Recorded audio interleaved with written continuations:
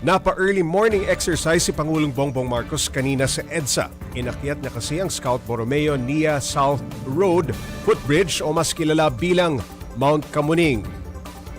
Kasama niya pang umakyat sa tuktok ng Mount Kamuning si First Lady Liza Marcos. Bahagi ito ng inspeksyon sa tulay bago ito ipatibag.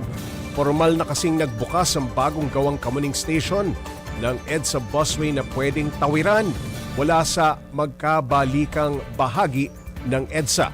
May elevators din para sa senior citizens, persons with disabilities, mga buntis o may kasamang bata.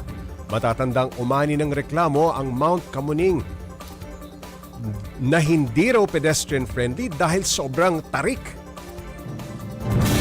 Well, the old one is not very good at all. At saka, hindi mo ma-realize pag nandito ka sa baba, gumagalaw pala yan pagka may tumadaan. Kaya mas mabuti na ito. That's why the first time that we saw it, nung in-inspection namin, yung MRT, ay sabi ko talagang hindi practical yung kanilang ginawa.